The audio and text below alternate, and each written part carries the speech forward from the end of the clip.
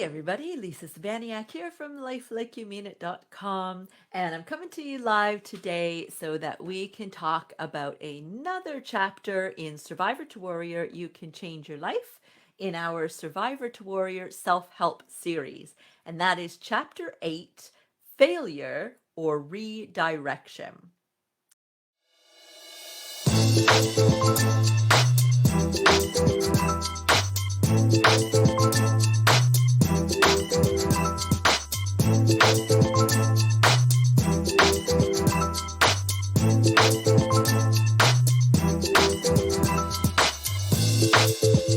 So basically, this is all about the way that you look at things and trying to shift your perspective or shift your mindset, if you will, about things. And this is, arguably not an easy thing to do. I totally get that. I remember back in the day when I looked at everything as failure, right? Right? I was a failure. Everything going on around me was signs of failing. Um, and then I started to learn about shifting the way that I was looking at things. And so that's what this chapter is all about. And that's what I want to help you to do. So, failure or redirection is literally just what word and feeling do you bring up when things don't go exactly according to plan? So, I get it. There are a lot of times when we get so excited for something, right? We put a lot of effort into something where there's a lot of anticipation for this thing going this particular way. And so when it doesn't go that way, of course, it's natural to feel disappointment and even to feel sadness or depression or anger, even over it not going this way. And so, failure or redirection is not at all trying to guide you to not have those feelings. I think that's completely normal that when we had an expectation and it wasn't met for whatever reason, is totally healthy and fine for you to actually feel disgruntled even about that, right? And allow yourself time to grieve the loss of what it was that you were hoping for, right? Because you were excited about something. So the failure to redirection is more about allowing yourself to feel what it is that you're going to feel without having that kind of horrible dark feeling that comes on when you think of failing something, when you think of being a failure because of something not working. So allow yourself to be disappointed with it not turning out the way that you wanted. Even have conversations with other people or even just with yourself about, this, it feels like I'm grieving something here because I was so excited for X, Y, and Z and it just didn't happen. So I need a moment to take this kind of beat and allow myself to just feel this without having that kind of, heavy darkness of failure on it. Because at some point you're going to be able to pick up the pieces and say, okay, so clearly that wasn't meant to happen the way that I had projected and hoped for. All the work that I was putting into it happening that way didn't happen that way. But does that mean that I was like full stop wrong, absolute failure, should never even have attempted it, never look at anything like this in that way again? Don't even sniff at another possibility of putting yourself out there and trying this ever, ever, ever again? Or is it more about perhaps it wasn't exactly right? Maybe it wasn't the right time for this thing to happen at all, and maybe another time it will. Or maybe it's not really about the timing, but maybe the thing itself or the way that you're going about trying to bring this thing into fruition isn't exactly right. And so you are left actually, all right, how will I look at this? Right? It's a choice. Like everything else that we talk about, this is a choice for you to look at it and give yourself another reason for beating yourself up, telling yourself how stupid you are, how useless you are, right? It's another piece of evidence to throw into that pot. Or you can look at it differently Say, all right, I allow myself to be disappointed and sad and angry and grieving the loss of what it is that I want. However, when I'm ready, I'm going to pick up these pieces and I'm going to try to figure out if there is a little tweak that I need to do. Or maybe you need to drop it all together for a certain period of time, but you drop it not because you feel like you're a waste of space that can't do this, but you're dropping it because this clearly isn't right now.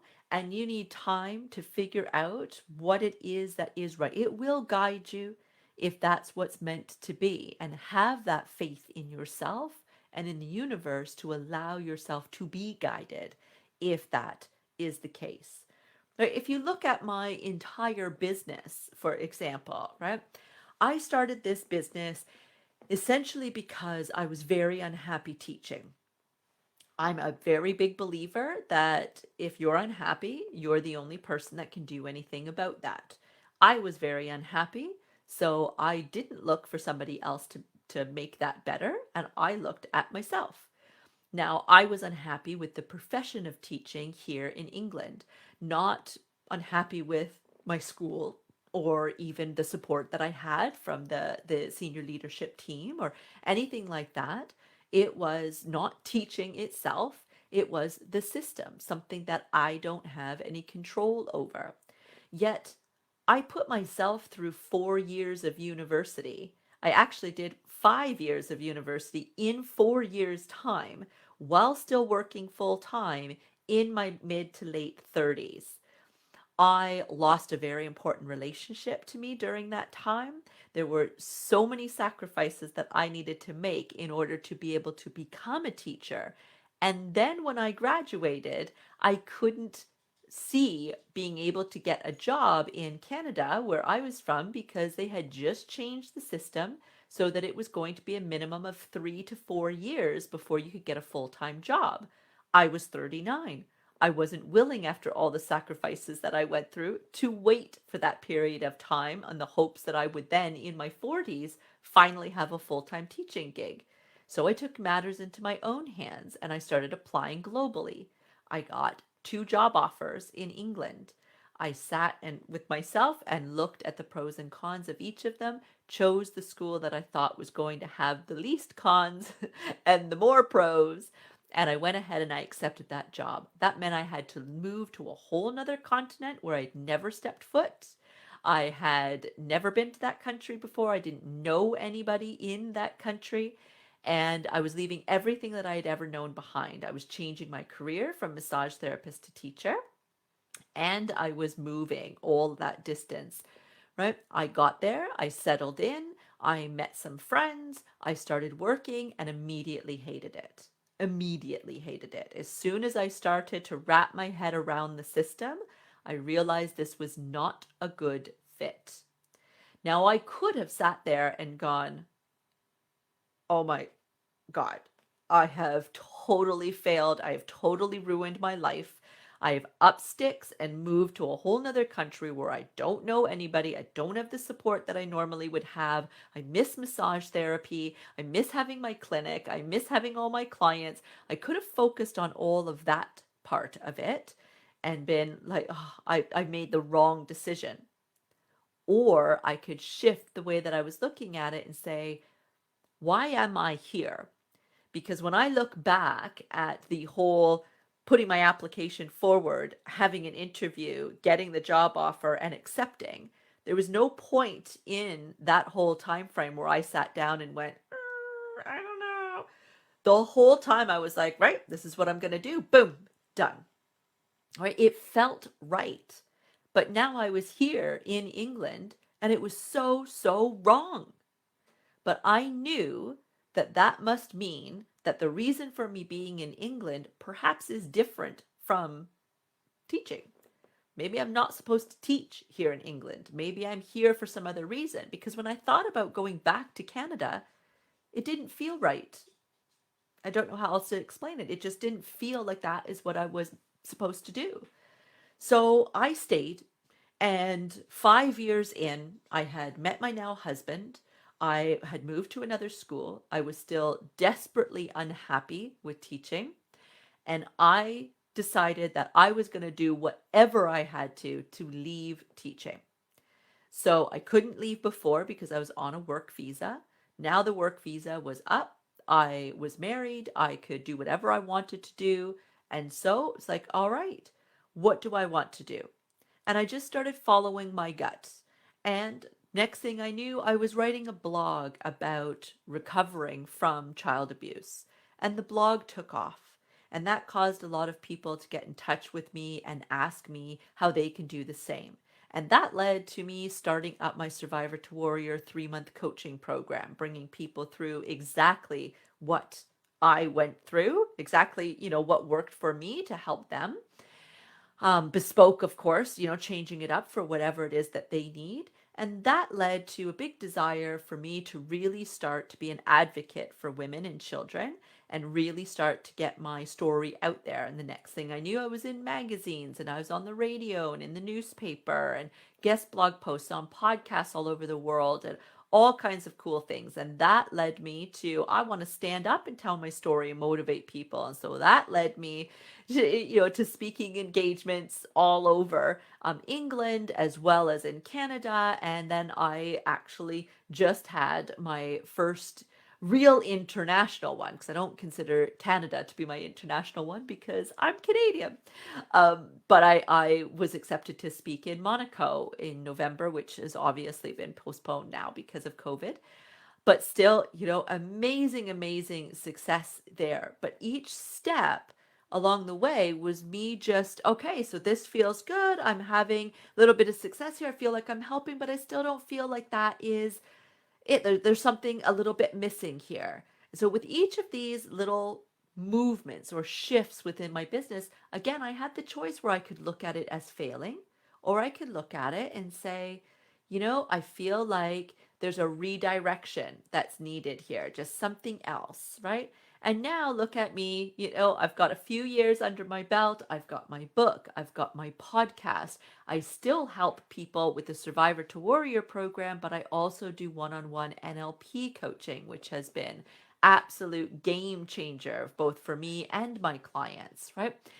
So there's all this growth and change and shifting that's happened that I couldn't have foreseen when I had first left teaching and writing this blog, going to be a blogger and maybe a coach to help survivors of child abuse. I couldn't have foreseen all of these different things. Yet if I didn't take those steps, if I was so stuck in feeling like I wasn't successful and that this was a failure because I don't know, I didn't have a certain number of clients that I had set for myself or something like that, then I wouldn't have grown to be where I am now. I certainly wouldn't have nearly 1,000 people in this group that are all survivors of abuse and trauma here for help, support, change, and growth, right? Because I wouldn't have realized that that's what was a missing piece somewhere along my path. And so the same is true with personal life as well, of course. Of course, when I put all of my effort and all of my thoughts into something that I'm so excited about and it doesn't turn out exactly the way that I had planned, of course I'm going to be disappointed, just like you.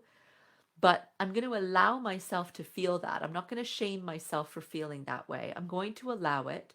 And within a day or two, if not a few hours, I'm going to talk myself back off that ledge and I'm going to start purposely looking for the opportunity. So I'm going to check in with my gut first of all. And I'm going to just ask myself, does this feel right to continue forward trying to see what I need to tweak? If I have a sense of restriction when I ask that question, then no, whatever this was, it's meant to be dropped right now. It doesn't mean forever, but right now. If I have a feeling of expansion when I ask that question, even though there might be a little bit of nerves in there because I don't actually know what to tweak, then I run with that flow as well, right? And say, all right, so now I need to tweak it, but I don't exactly know how, so I'm going to wait until I'm inspired. There's no time limit here. I don't have to push, push, push, push. I'm going to wait and see what comes to me, right? And it might be a conversation that I have with a friend or something that one of you posts in the group or something that pops up that makes me go, hang on a second. That's exactly what I need to tweak, right? And you just know, right? So when you are stuck in that failure mode, not only does that spur on that negative mantra that you've got going on in your head, but it keeps you stuck. It doesn't allow you to actually see that there might be this little side path here for you to take on your journey that will actually give you everything that you've ever wanted. You just have to be willing to let go of the outcome that it was that you were hoping for before. So it's about having a goal, working towards that goal, and at the same time surrendering the need for it to turn out in a very specific way, right? So changing what success of this particular goal coming to fruition looks like. So that maybe instead of you seeing it panning out in a very specific way, you just more rather feel or see yourself celebrating success, so that if it doesn't work out exactly the way, you're able to just kind of shift that much faster to realize, there's a opportunity here that awaits for me. I hope that that makes sense. If you feel like after watching this, you're like, I so need help with this. I need help shifting my perspective. Then jump on a free discovery call with me. I've put the link in the description, and let's have 30 minutes together where I can learn a little bit about you and what's going on and how I can help. Bless. Bye.